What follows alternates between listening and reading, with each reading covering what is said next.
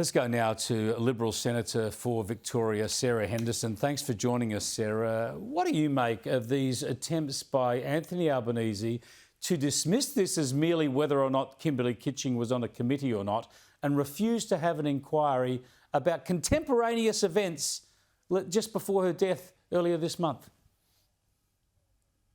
Well, Chris, good afternoon. And frankly, I think it's disgraceful and also shows Mr Albanese to be an utter hypocrite.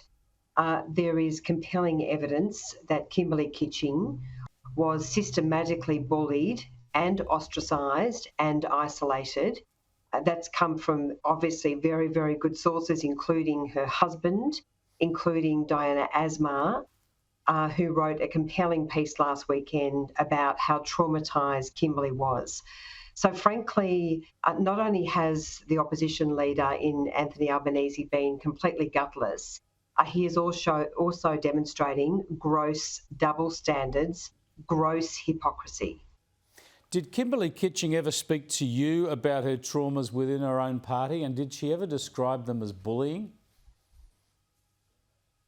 She didn't, and there was a lot about these allegations that I did not know about. But about a month before she died, I ran into Michael Danby, who's a very, very good friend of Kimberley, as everyone knows.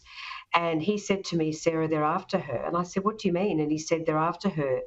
They're after her pre-selection. And I did not know about that. And of course, we now know that the opportunity of Richard Marles and his faction to endorse Kimberley's pre-selection occurred, of course, in a meeting the day before she died when Richard Marles and his faction refused to endorse Kimberley. And you can only imagine the trauma that would have caused. But it's much deeper than that, Chris, and it goes to the heart of Labor. This is not the first time that a woman has been very, very systematically bullied in Labor. We know about the allegations with Emma Hussar. But I say to Richard Marles and to Anthony Albanese, give us a break, stop the lying, stop the hypocrisy, and please hold an independent inquiry.